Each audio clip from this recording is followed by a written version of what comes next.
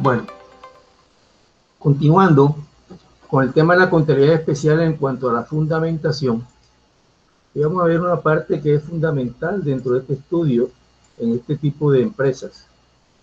Y es lo que tiene que ver con algunas conceptualizaciones que son importantes entenderlas para poder desenvolverse dentro de este tipo de empresa, dentro de este tipo de industria, que lo establece el artículo 4 de la ley 558 del 2012. En ese artículo se define claramente algunos protagonistas participantes dentro de esta industria. Por ejemplo, el concepto de lo que es turismo. Turismo está definido dentro de esa normatividad como la actividad realizada durante los viajes e estancias en lugares distintos al entorno habitual. O sea, cuando uno sale, oígase bien, a hacer un viaje en sitios distintos al entorno habitual, y lo hace con el fin de pronto de pasar un rato de ocio, de ver la cultura, lo hace también por salud, por eventos, convenciones o negocios, se dice que se está haciendo entonces turismo. O sea que el turismo aquí tiene unas variables que son fundamentales, que tiene que ser, que es viaje y debe ser en lugares distintos a lo habitual y que debe ser por una actividad determinada. ¿Quién es el turista? El turista es la persona que viaja a un lugar distinto al de su residencia, pernotando en ese sitio. Es decir, aquella persona que viaja a un sitio distinto a su residencia y pernota o se queda o descansa en ese sitio donde está viajando, donde ha viajado. Turismo emisor. Turismo emisor. El turismo emisor es el que viene cuando los nacionales están en el exterior. ¿Ya? Nacionales en el exterior, perdón, nacionales en el exterior. Son personas aquí colombianas que van al exterior. Es un turismo emisor. Y el turismo interno son el turismo residente en el país, residentes en el país. Turismo receptivo son cuando los extranjeros están en el país, y el excursionista es realizado por los no residentes que sin pernotar ingresan al país con un fin distinto. O sea, realmente viene de pronto hacer cualquier tipo de actividad, pero no, su intención no es de pernotar en un sitio, sino que va transitando, va conociendo y va realmente en la medida que va haciendo ese caminar por los sitios, va conociendo. Entonces, realmente lo realizan, son no residentes, pero tienen la característica que no pernotan, no se quedan mucho tiempo en esos sitios. Ingresan al país, a veces entran incluso en forma clandestina, no en forma normal, y con un fin distinto al tránsito. Otras definiciones también podemos encontrar en esa normatividad, lo que es un hotel. El hotel presta el servicio de alojamiento en habitaciones, o sea, el servicio más importante que presta el hotel es el alojamiento, porque también hemos dicho que hay otros servicios adicionales, porque la idea del hotel es precisamente que cuando la persona pernote, realmente haga todas las actividades y no salga de ese sitio, como si estuviera en su casa haciendo todas las diligencias. ¿Ya? Entonces, por lo regular, cada vez que se desarrolla esta actividad de alojamiento, debe ser en un edificio con parte independiente del mismo. O sea, tiene que existir una localidad que esté adecuada, que tenga la infraestructura necesaria para poder prestar en forma eficiente el servicio del alojamiento o cualquier otro tipo de servicio. Las dependencias son un todo homogéneo y con entrada de uso exclusivo. O sea, hay que tener una entrada principal donde se garantice realmente la entrada y salida de los huéspedes, no solamente para efecto de que se pueda desenvolver con libertad y pueda entrar con libertad el huésped, sino también para controlar la entrada y salida de los mismos. El hostal son disponibilidad de cuartos compartidos. Aquí lo veo mucho en el barrio de Semaní, lo que es el turismo de mochila, donde las personas tienen la característica que van viajando, vienen pronto en transportes informales, no transportes sofisticados, y se presentan con una mochila y se alojan en un cuarto y comparten el cuarto con otras personas. Esos son los hostales. Y el hostal tiene la característica también que tiene baños compartidos. A veces regularmente lo utilizan en el corredor o de pronto en la parte detrás de donde están los cuartos. Es opción para mochileros y extranjeros que desean conocer personas y hospedarse al mismo tiempo. O sea, la mayoría de los mochileros extranjeros vienen con esa intención de conocer, de quedarse un poco más en ese sitio, una estadía más larga para conocer cuáles son las culturas, cuáles son los comportamientos, cuál es el tipo de los valores económicos, artísticos, etcétera, cualquier tipo de esas situaciones, pero ellos con el fin de pronto que les salga más cómodo o más económico su estadía, optan por coger el servicio de un hostal.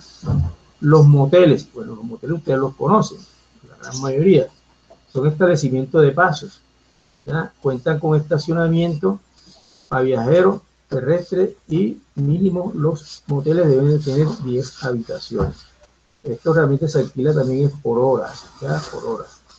Entonces, eso también lo establece las definiciones en la normatividad que vimos en la diapositiva anterior. Otras definiciones encontramos ahí, lo que es el tiempo compartido y la multipropiedad. Cuando hablamos de tiempo compartido y multipropiedad, oígase bien, son derechos exclusivos para usar, disfrutar y disponer de la vivienda que adquiere durante un periodo estipulado. O sea, son viviendas, son conjuntos de viviendas donde la persona que necesita utilizarlo entrega un recurso o lo arrienda por un tiempo determinado y mediante este ahí está utilizando como si fuera su vivienda. Por eso adquiere el derecho exclusivo para usar, disfrutar y disponer de la vivienda que adquiere durante un tiempo estipulado. O sea, y vas a encontrar como si fuera una casa, vas a encontrar tu estufa, vas a encontrar tu televisor, vas a encontrar tu dormitorio, como si estuvieras realmente en tu residencia, ¿ya? También existen los fraccionamientos de los derechos de uso de un complejo turístico en tantas semanas como tiene el año. O sea, por lo regular, a veces cuando ya se hace la inversión, este tiempo compartido le da el derecho del uso de acuerdo a la inversión que se haya hecho en ese sitio compartido durante un tiempo o semanas que tiene el año. O sea, usted tiene derecho en el año a tener tantas semanas para poder disfrutar. Incluso se puede hasta colocarle fecha específica. Adquieren el derecho de alojarse durante el tiempo contratado. Es lo normal porque ya tú lo estás arrendando. Las personas compran un periodo de tiempo específico en un complejo vacacional. O sea, tú de forma anticipada puedes planear tus vacaciones. De planear tus vacaciones lo que hace es que ya en forma anticipada sabes en qué condiciones, en qué tiempo y bajo qué modalidad tú vas a disfrutar esa estadía en esa infraestructura que tiene diseñada ese sitio donde tú vas a tener el tiempo compartido y la multipropiedad. Otros conceptos también que establece la normatividad es la definición de lo que es el rafting. ¿Qué es el rafting? Es deporte de aventura que consiste en descender varias personas en una embarcación sin motor por un río de aguas bravas. Eso lo han visto ustedes en algunas películas. Montan varias personas, un bote y van, oígase bien, en esa embarcación sin motor bajando. Eso se considera que es deporte, rafting. El rappel, deporte en alpinismo. Técnica de descenso rápido en paredes verticales mediante el deslizamiento de una cuerda enlazada al cuerpo.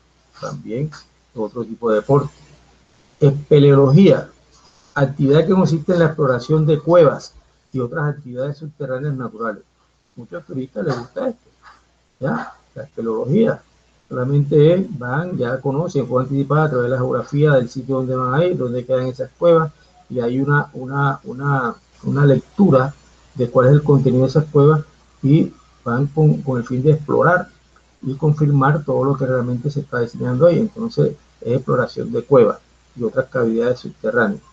El parapente, modalidad de paracaidismo deportivo que consiste en lanzarse de una pendiente muy pronunciada con un paracaídas desplegado y efectuar un descenso controlado. También lo has visto en diferentes películas. Una montaña, un abismo también con un paracaídas y en forma de deporte se lanzan de esa pendiente. La cabalgata también es común en nuestro medio, desfile de jinetes, carrozas y otras atracciones que caminan por las calles en alguna celebración o fiesta popular. Y el canyoning Canyoning, un deporte acuático en el cual se desciende por un cañón con cascada de agua. Fíjense que casi toda esta mayoría de deportes de aventura son para descender, ya sea sobre el agua, sobre ríos, sobre la parte de un abismo, en caso de paracaídas, y en la parte del alpinismo, también con paredes verticales. Otras definiciones encontramos, ¿no? No, esto no tiene nada que ver con esto. Ah, sí, claro. Hay otras definiciones que es importante entender, por ejemplo, definir cuando estamos frente a una empresa captadora de ahorros para viajes y de servicios turísticos. Estos son establecimientos de comercio que reciben pago anticipado con cargo a programas turísticos que el usuario podrá definir en el futuro. Con esto es importante, creo que eso lo dije en la clase de ayer, era importante que se fijaran cada vez que una familia, una persona quiere planear sus vacaciones o su estadía en un sitio y por ser una persona previsiva, empieza a ahorrar y darle los dineros a estas entidades que son captan estos recursos para precisamente retornarlo en servicios posteriormente. Porque hay muchas empresas que realmente empiezan a defraudar los intereses de estas personas que están depositando su confianza. Entonces la recomendación es que primero se investigue ante qué empresa captadora ustedes están haciendo esa negociación, verificando si están inscritos en el Registro Nacional de Turismo y que realmente no han tenido ningún tipo de tropiezo, y hacer todas las investigaciones pertinentes, porque en muchos casos realmente se defrauda a los clientes o a las personas interesadas en obtener estos servicios y que van pagando en forma anticipada. El ecoturismo. El ecoturismo es una forma de turismo especializado que se desarrolla en áreas por un atractivo natural, ¿ya? Y es marcado en parámetros del desarrollo humano sostenible. O sea, aquí fíjense que lo importante aquí es que es un atractivo natural, ¿ya? Y que ese atractivo natural le enmarca, por ejemplo, aquí las murallas, ¿ya? Podríamos decir que se puede hacer ecoturismo, ¿ya? Porque las murallas realmente es un atractivo natural especial que va enmarcado entre el desarrollo humano sostenible. Puede ser las murallas, pues está en el ecoturismo, ¿ya? El agroturismo, como su nombre lo indica, es un turismo especializado en labores agrícolas, como la ganadería u otras actividades que generan un ingreso en la economía rural. O sea, siempre el agroturismo es con base al campo, ¿ya? En la actividad agrícola, la ganadería, todo lo que tenga el sembrado, cualquier situación que tenga que ver con el campo. El acuaturismo, turismo especializado que disfrute del servicio de alojamiento, gastronomía y recreación prestado en río. O sea, en río. Nosotros vemos, por ejemplo, en México están las góndolas, donde se practica un acuaturismo. O sea, muchas personas desayunan, almuerzan, incluso disfrutan a través de bebidas, de ranchera, etcétera, en ese acuaturismo, porque se hace en ríos, mares o lagos, en cualquier cuerpo de agua, y son diversos atractivos turísticos. El etnoturismo, turismo especializado en territoriales del grupo étnico, con fines culturales, educativos y recreativos que permiten conocer los valores culturales, forma de vida, manejo ambiental, costumbres de los grupos étnicos como aspecto de su historia. O sea, todo lo que tiene que ver con la etnia tiene que ver con el etnoturismo, porque se estudia toda la civilización interna, sobre toda su historia, todo su conocimiento de cómo vive, cómo es su música, cómo es su comida, etcétera, etcétera. Veamos ahora lo que es el Fondo Nacional de Turismo. Fondo Nacional de Turismo. ¿Qué es el Fondo Nacional de Turismo? El artículo 42 de la Ley 300 del 96 creó FOCTUR como un instrumento para el manejo de la contribución fiscal para la promoción del turismo. O sea, que en este año, en el 96, se creó este fondo para la promoción del turismo. ¿Cómo se alimentaba financieramente ese fondo? Con una contribución para fiscal que tenían que hacer unos responsables de pagar esa contribución para fiscal de acuerdo a como determinaba la ley. ¿Correcto? Esa era la forma, ese era el músculo financiero que en esa época alimentaba a FONTUR, o sea, el Fondo de Promoción del Turismo. Posteriormente, con la ley 1450 del 2011, en el artículo 44, estableció que FONTUR, el manejo de los recursos provenientes de la contribución planificada para la promoción del turismo, de acuerdo con la política turística, definido con el Ministerio de Comercio, Industria y Turismo y régimen de contratación de carácter privado. ¿Ya? O sea, que además, oígase bien, en el 96 de que se creó este FONTUR, ya en el 2011, FONTUR iba a manejar los recursos provenientes de la contribución parafiscal. ¿En qué fin? Para hacer la promoción del turismo, de acuerdo a la política que tenía el Ministerio de Comercio, Industria y Turismo en cuanto a la parte turística y el régimen de contratación de carácter privado. O sea, se le amplió facultades a FONTUR, no solamente para el manejo de la contribución, sino también para que promocionara las políticas turísticas que en mi comercio tenía establecida en ese momento y que también tenía que ver con la contratación en el sector privado. En el 2012, con la ley 558, FONTUR cambió ya de nombre y cambió entonces a FONTUR, Fondo Nacional del Turismo. Pasó de Fondo de Promoción del Turismo a Fondo Nacional del Turismo y se constituyó como un patrimonio autónomo. Y la administración y vocería fue asumida por la sociedad Fiducoldec S.A. Ustedes fíjense bien que aquí hubo un cambio muy importante desde el punto de vista financiero. Además que se cambió el nombre de FONTUR por FONTUR. Este nuevo fondo ya se constituía como un patrimonio autónomo y la administración y vocería se le dio a una sociedad fiduciaria que se llama Fiducols S.A. y se suscribió un contrato de fiducia mercantil entre el Ministerio de Comercio y Turismo y la fiduciaria. ¿Con qué fin? Con el fin de que se manejara de forma transparente todas las contribuciones parafiscales a cargo de FONTUR, que en el pasado se llamaba FONTUR. Entonces aquí se hace realmente un cambio muy importantísimo dentro del manejo de las contribuciones parafiscales, porque es una entidad con un patrimonio autónomo y la parte financiera la maneja ya una fiduciaria que hizo un contrato con el Ministerio de Comercio, Industria y Turismo. Con el artículo 22 de la ley 558 dispuso que los bienes inmuebles incautados a los que le fueren extinguido el derecho de dominio debido a su vinculación con procesos por delito de narcotráfico, ojo, aquellos bienes inmuebles que se le incautaran al narcotráfico por mecanismo de la extinción, por enriquecimiento ilícito, testaferrato y conexo, y los que fueron de propiedad de la antigua Corporación Nacional del Turismo, hoy Ministerio de Comercio, Industria y Turismo, serán administrados o enajenados por FONTUR. O sea que ya viene FONTUR, o sea, otra facultad importantísima. O sea, todas las incautaciones de bienes inmuebles por concepto de los delitos de narcotráfico, enriquecimiento, testaferratos y conexos, y los que fueron propiedad de la antigua Corporación de Turismo, tienen que ser manejados y administrados por FONTUR. Entonces, fíjense que aquí, con esta ley 558, se le da una amplitud, una cobertura muy importante al Fondo Nacional del Turismo, porque además, oiga bien, de manejar los parafiscales también se le inyecta otra parte como es la administración y la enajenación de los bienes que se han extinguido por los delitos que le estaba señalando. ¿Cómo está constituido el patrimonio autónomo del Fondo Nacional del Turismo?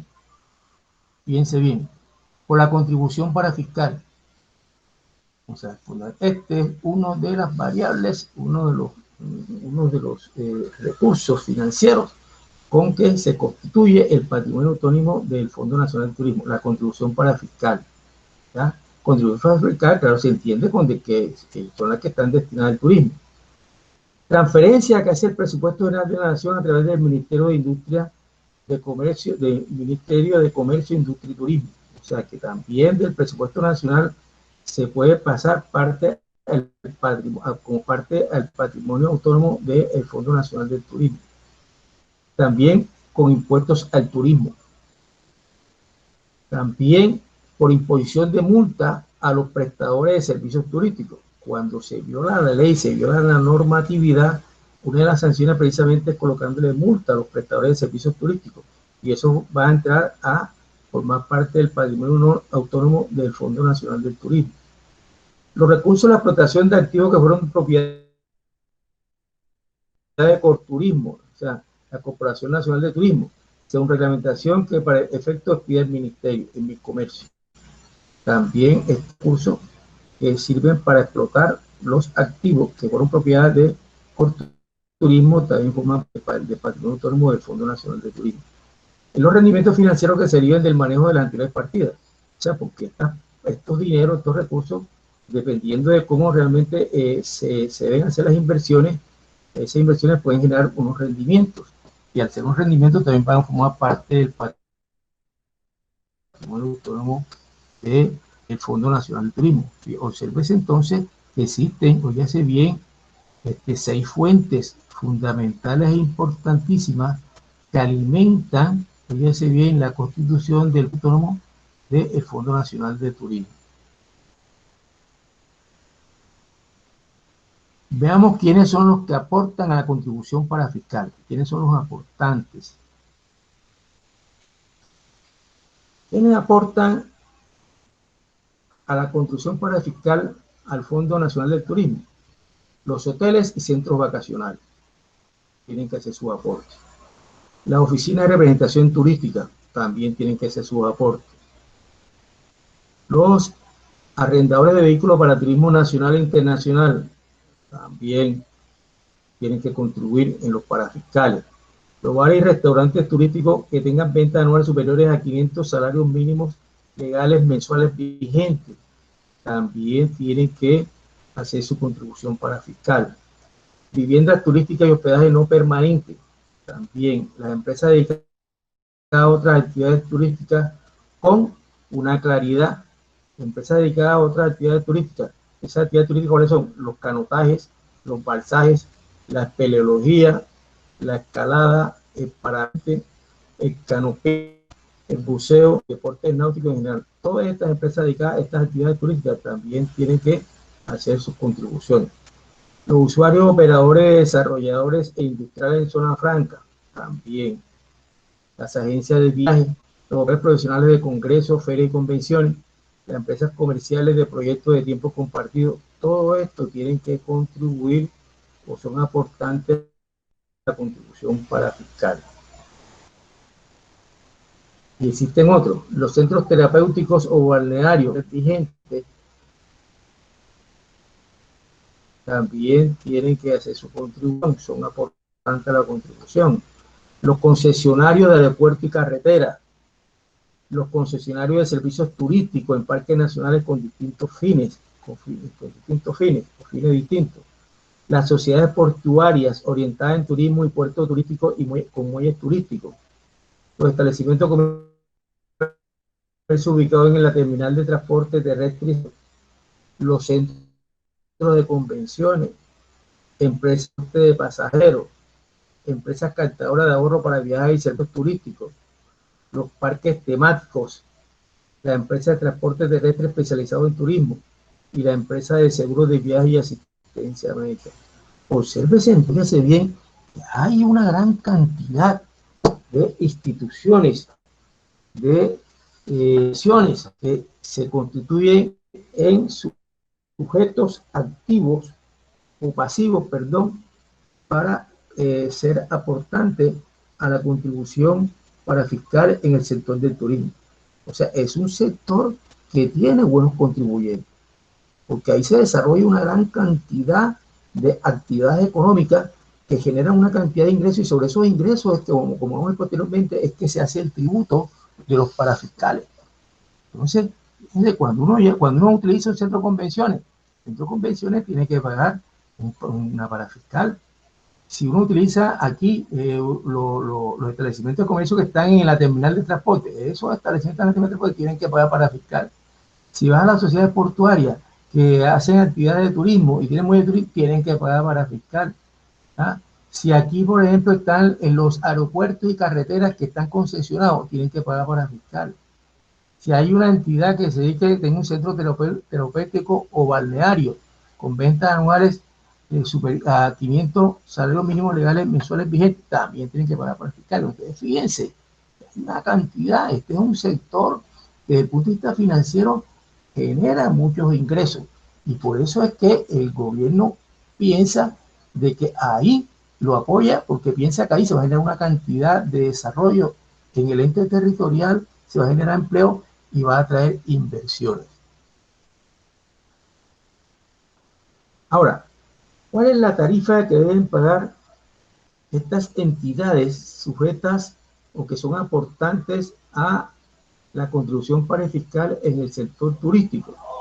Deben pagar una tarifa del 2.5% por mil de los ingresos operacionales, con excepción de ¿qué? Con excepción de bares y restaurantes turísticos, ya que estos bares y restaurantes turísticos, la tarifa es de 1.5% por mil de los ingresos operacionales. O sea, con excepción solamente de estos bares, la otra entidades tienen que pagar el 2.5 por mil de ingresos operacionales. O sea, de los que vimos anteriormente, todos pagan el 2.5 por mil, pero los ingresos operacionales, con excepción solamente de los bares y restaurantes que pagan el 1.5 por mil. Ahora, ¿quiénes son los que pagan el 2.5% por mil? Los hoteles, ¿ya? Pero los hoteles, oígase bien, se excluirán del valor de su ingreso correspondiente a la venta realizada por empresas de tiempo compartido. O sea, un hotel, oígase bien, puede generar unos ingresos, pero esos ingresos también genera una parte porque tiene una planeación estratégica, un contacto estratégico a través de unas viviendas, un conjunto de viviendas donde también se arrienda para tiempo compartido. Esa parte se saca de esos ingresos y solamente se le va a aplicar el 2 puntos por mil a los ingresos operacionales que sean distintos a las empresas de tiempo compartido turístico. Las viviendas turísticas, ¿ah? Las ventas anuales deben ser superiores a los 500 salarios mínimos legales mensuales vigentes. En caso de territorios indígenas serán cuando los ingresos anuales superen los 100 salarios mínimos legales vigentes. O sea que aquí también hay que hacer una distinción y hay que realmente compensar cuando estamos frente a la contribución para fiscal de turismo frente a lo que son las viviendas turísticas, porque solamente son las viviendas turísticas, deben pagarle cuando los ingresos son superiores a 50 salarios mínimos legales mensuales vigentes, y en caso que sean en territorios indígenas, esos ingresos tienen que ser hasta 100 salarios mínimos legales vigentes para poder pagar la contribución. En caso la agencia de viajes mayorista y la agencia operadora deben tomarse como ingresos operacionales los que resulten de la deducción de los pagos de proveedores turísticos. Fíjense que aquí es como estamos hablando de un estado de resultados. Están los ingresos de agencias de viajes mayoristas y las agencias operadoras tienen que pagar el 2.5 por mil, pero a los ingresos de estas operaciones hay que bajarle la deducción de los pagos a los proveedores turísticos. ¿Por qué? Porque los proveedores turísticos se constituyen en costo, ¿ya? Entonces, la diferencia es la que te va a tomar de base para efecto de aplicar la tarifa del 2.5 por mil de los ingresos operacionales.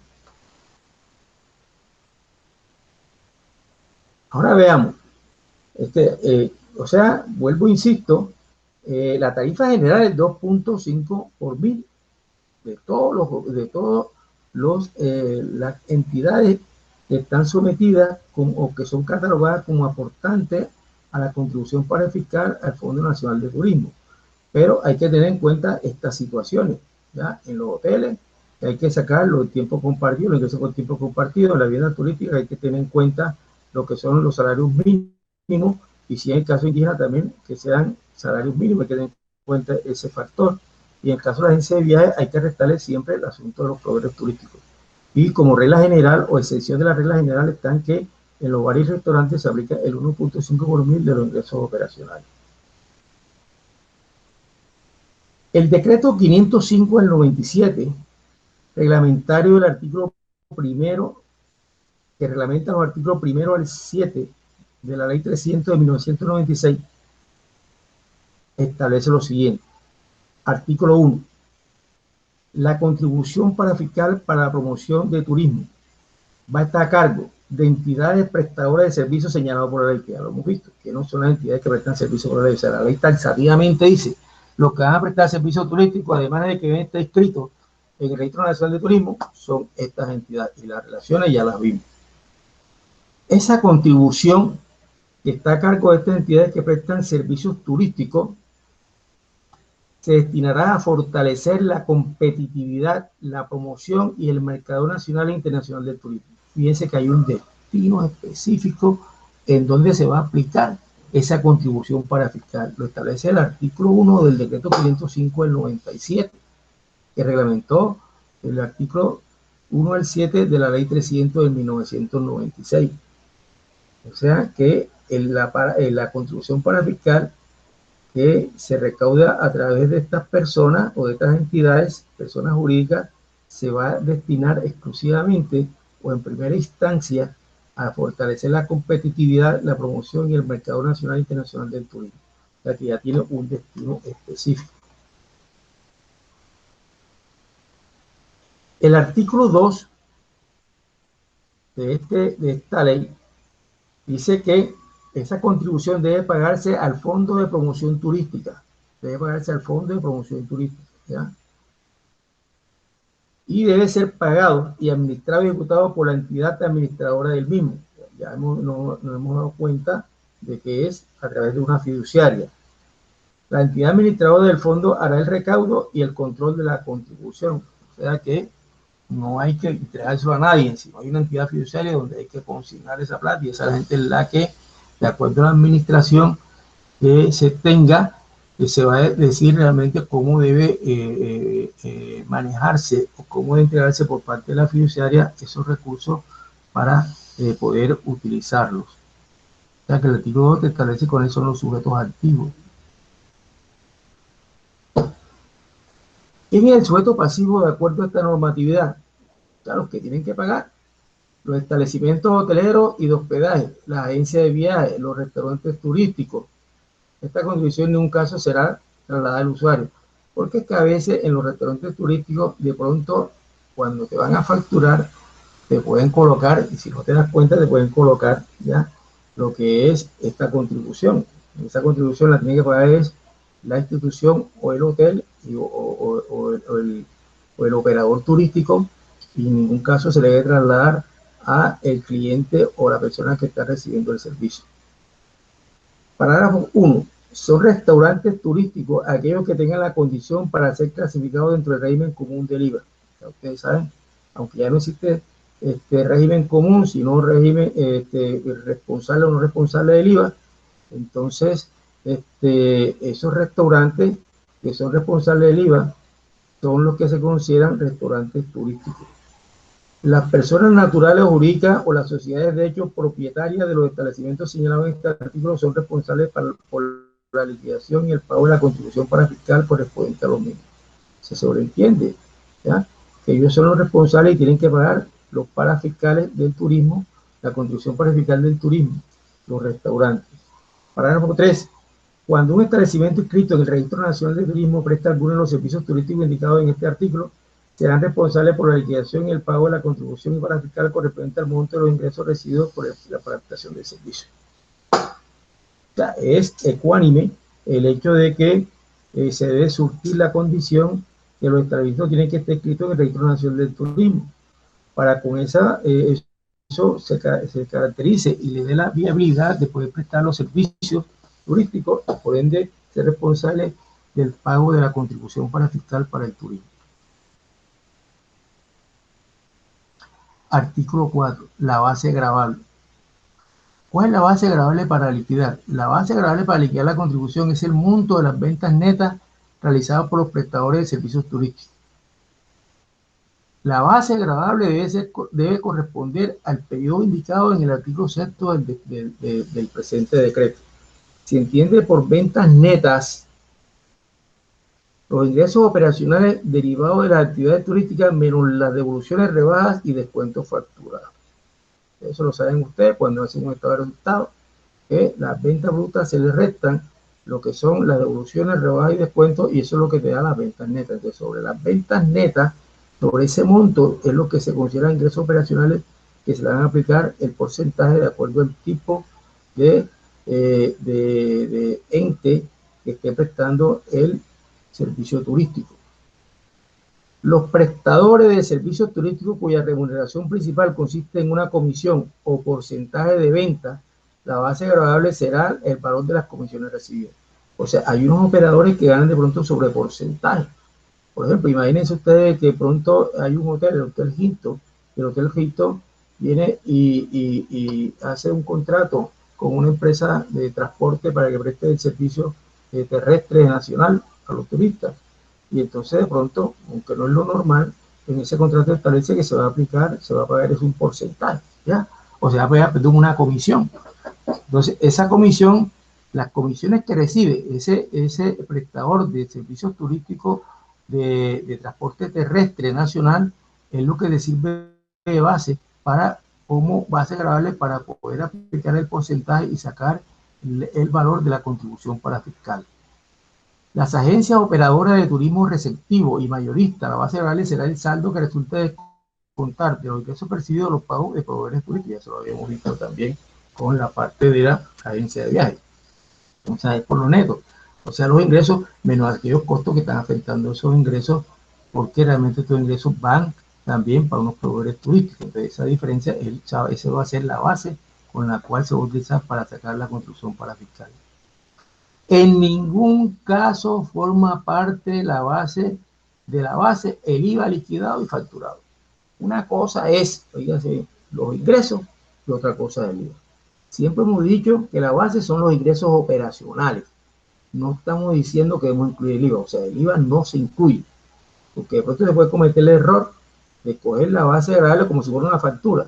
La base, lo que se está facturando más el IVA, no señor, es solamente los ingresos operacionales sin IVA, lo que sirve de base gravable para liquidar el aporte para fiscal. Bien. ¿Cuál es la tarifa? Lo dice el artículo 5 de esa, ya lo habíamos dicho. El valor de la contribución será el que resulte de aplicar la tarifa del 2.5 por mil a la base gravable, con excepción de lo que habíamos visto anteriormente, ya en el caso de los restaurantes, que aplica el 1.5 por mil. Pero la tarifa general es 2.5 por mil sobre la base gravable. Una vez que se termina la base gravable, hay que multiplicarlo por 2.5 por mil y eso te determina la contribución para fiscal. Periodo y causación. O sea, ¿te acuerdas que estábamos hablando del artículo 6? El periodo de contribución es anual. O sea, hay que pagarlo anualmente. Un periodo correspondiente a un año, que se cuenta del 1 de enero al 31 de diciembre de cada año. La contribución se causará y liquidará sobre periodos vencidos. Es decir, que si nosotros vamos a pagar la contribución para fiscal del año 2019, que va del 1 de enero al 31 de diciembre, lo pagamos en el 2020. Porque aquí lo está diciendo el artículo 6, el periodo de causación. El periodo de la contribución es anual y se cuenta del 1 de enero al 31 de diciembre de cada año. La contribución se causará y liquidará sobre periodos vencidos. No anticipados, sino periodos vencidos. ¿Okay? Liquidación privada de la contribución. Los sujetos pasivos están obligados a presentar y pagar anualmente la liquidación privada de la contribución. O sea, es una obligación el hecho que tú estés ya inscrito en el Registro Nacional del Turismo como prestador de servicios turísticos, que anualmente tienes que hacer tu liquidación en unos formatos especiales que tiene este registro, que tiene la entidad encargada de recaudar y vigilar la contribución, y lo tienes que hacer siempre todos los años. Esta liquidación privada se presentará en formato diseñado por la entidad administradora, que lo está diciendo, por la entidad administradora, y aprobado por el Ministerio de Desarrollo Económico. O sea que hay un formato especial donde tú liquidas esa contribución para fiscal y tienes que hacer anualmente y es una obligación. ¿Qué debe llenarse en ese formato? Información requerida. Hay que colocar A, lo que es el nombre, razón social y el número de identificación tributaria del sujeto pasivo o prestador de servicio turístico. O sea, quién es el que va a hacer la contribución como prestador de servicios turísticos, además el nombre de la parte del NIC. Dirección, B, dirección y teléfono. C, periodo liquidado y pagado. El 2019, del 1 de enero al 31 de diciembre del 2019. D, ventas netas del periodo o base gravable. ¿Ya? La base gravable pueden ser ingresos operacionales o las ventas netas, que son las brutas menos los descuentos y devoluciones que se tenga por esos servicios. Esa es la base gravable, o sea, el monto hay que colocarlo en el punto D. Liquidación privada de la contribución. ¿Cómo se hace esta liquidación privada? Se coge la base gravable y se le aplica la tasa que es pertinente, ya sea el 2.5 por mil o el 1.5% por mil. Liquidación privada de la contribución. O sea, ahí se coloca el valor. F, se firma. Hay que firmarlo. ¿Por quién? Por parte del representante legal de esa entidad prestadora del servicio turístico. Cuando se trate de personas jurídicas, deberá firmar el representante legal. Es obvio. Firma el revisor fiscal cuando exista obligación legal. En caso de que exista un revisor fiscal, también tiene que firmarlo el revisor fiscal. Los demás casos va a estar la firma del contador. O sea que en caso de que no haya existencia de revisor fiscal, lo tiene que firmar el contador. El valor pagado, ¿sabes? Porque una cosa es liquidar y de pronto no vas a pagar todo, pero aquí yo pienso que es el 100% el valor pagado, que es igual al valor que te da de la liquidación privada, el cual debe coincidir con el valor de la liquidación privada, que lo está diciendo, más los intereses de mora cuando sea el caso, porque tú vas a tener siempre una fecha de vencimiento y tú no vas con la fecha exacta, está sujeto entonces esta empresa a pagar intereses moratorios. Entonces esta es la información requerida en los formatos establecidos por la entidad que administra las contribuciones parafiscales para efectos de hacer la liquidación. Registro Nacional de Turismo, artículo 61 de la Ley 300 de 1996. El registro, esto es cómo debe registrarse. ¿Qué es el Registro Nacional de Turismo? Es un registro público en el cual deben inscribirse todos los prestadores de servicios turísticos que efectúen sus servicios en Colombia. Si tú quieres tener el carácter, o tu empresa tiene que tener el carácter de ser un prestador de servicios turísticos, tienes que inscribirte en el Registro Nacional de Turismo. Si no lo haces, esta es una condición ineludible que tienen que hacer estas entidades, porque si no, está desconocido para prestar servicios turísticos. Requisito previo obligatorio para el funcionamiento y desarrollo de actividades turísticas. O sea, es previo. Si no tienes la inscripción del Registro Nacional de Turismo, no puedes funcionar ni desarrollar ninguna actividad turística. ¿Ya? Porque tú puedes tener de pronto el registro, ¿ya? Pero si lo tienes vencido, no puedes seguir funcionando ni desarrollar las actividades. Lo tienes vencido. Este Registro Nacional de Turismo tiene que hacerse ante las cámaras de comercio del respectivo ente territorial. Y hay que actualizarlo anualmente dentro de los primeros 3 meses de cada año. O sea que fíjate de que hay que estar actualizando permanentemente, porque puedes correr el riesgo frente a una visita que te haga, pues ya sé bien, la entidad correspondiente y te va a encontrar tu registro vencido. Y eso va a tener sanción y de pronto hasta cierre de ese establecimiento para que sigas prestando los servicios. Entonces fíjense que son 3 situaciones importantísimas que hay que tener en cuenta o que facilitan la obligatoriedad o la necesidad de inscribirse en el Registro Nacional de Turismo para ser prestadores de servicios turísticos, puedan funcionar y desarrollar sus actividades y al mismo tiempo está pendiente que tiene que hacerlo anualmente la renovación en la Cámara de Comercio después que se inscrito inicialmente. El Ministerio de Desarrollo Económico llevará un Registro Nacional de Turismo. O sea, fíjense que el mismo ministerio lleva el control, porque ahí va a aparecer quién está inscrito y quién no está inscrito. Por eso es importante cuando uno tiene una duda frente a un prestador de servicios que uno esté interesado, acude allá a la página del Ministerio de Desarrollo Económico, en su página web, y ahí debe realmente escudriñar y deben aparecer todas las entidades que prestan los servicios, prestadores de servicios que están inscritos, turísticos que están inscritos en el Registro Nacional de Turismo, en el cual deberá inscribirse todos los prestadores de servicios turísticos que efectúen sus operaciones en Colombia. O sea, es una obligatoriedad del mismo ministerio es el que controla eso, porque se va a inscribir ante el ministerio. Una vez que está en la parte que se inscribe en la Cámara de Comercio, hay que reportar esa información al Ministerio de Desarrollo Económico. Este registro será obligatorio para los funcionamientos de dichos prestadores turísticos y deberá actualizarse también anualmente, ¿correcto? Anualmente. En la inscripción del registro se deberá dirigir una solicitud al Ministerio de Comercio la información siguiente. O sea, no solamente basta con tener registro, sino que hay que hacer una misiva, una comunicación donde se le informe al Ministerio de Industria y Comercio y Turismo lo siguiente: el nombre y domicilio de la persona natural o jurídica que actuará como prestador del servicio turístico. Se relaciona, papá, y se le escribe, dice, bueno, mi entidad se llama tal, tal, tal, tal, y soy la entidad con mi tal, que voy a prestar los servicios turísticos de acuerdo al certificado de Cámara de Comercio que tengo aquí, papá, y se manda. También tiene que, en esa misiva, hacer una descripción del servicio o servicios turísticos que proyecta prestar. Hay que diseñar cuáles son los servicios turísticos que va a hacer. Indicación del lugar de la prestación y fecha a partir de la cual se proyecta iniciar la operación. Tiene que indicar en qué lugar, en qué sitio va a prestar ese servicio turístico, a partir de qué fecha va a empezar a funcionar. La prueba de constitución y representación de las personas jurídicas. La prueba de constitución tiene que ser la escritura pública mediante la cual se constituyó eso, y quién es representante legal, que puede también anexar lo que se saca en la Cámara de Comercio de las personas jurídicas, también que hay que anexarse y relacionarse. Acreditar las condiciones y requisitos que demuestren su capacidad técnica. Un hotel, pues, la capacidad técnica, operativa y financiera de procedencia del capital. Pero con esto se está observando que no sean capital de dudosa reputación, de dudosa procedencia, ¿ya?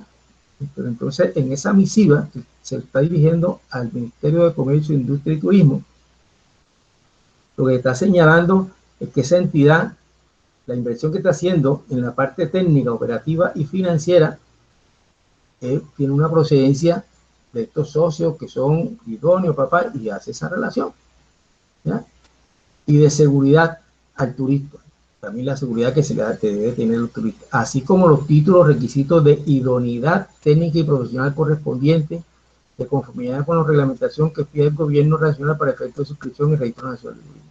O sea que esta es una misiva, un punto de la misiva, donde lo que se busca es ver que no solamente el capital invertido, sino la seguridad y la parte técnica profesional no tiene ningún tipo de inconveniente y que todo es normal. Hay un parágrafo también que hay que tener en cuenta dentro de esa comunicación. El Ministerio de Desarrollo Económico tendrá la facultad de verificar en cualquier tiempo la veracidad de la información consignada en el registro y decidir su actualización. O sea, aquí no hay tiempo dado. En cualquier instante, a cualquier hora, en cualquier momento, el Ministerio de Industria, Comercio y Turismo puede hacer su verificación de la información que tiene en sus manos y que está plasmada en el Registro Nacional de Turismo. Parágrafo segundo. El Ministerio de Desarrollo Económico establecerá las tarifas del Registro Nacional de Turismo en los términos del artículo 337 de la Constitución Política, que es la que vimos anteriormente, ¿ya? Porque esto realmente es de resorte del Ministerio de Desarrollo Económico y es el que tiene que sacar los decretos, las leyes respectivas, para efecto de establecer cuál es la tarifa que se va a aplicar al Registro Nacional de Turismo, que en este caso es de 2.5 y 1.5 por mil. Aquí, ¿qué prestadores de servicios turísticos deben inscribirse?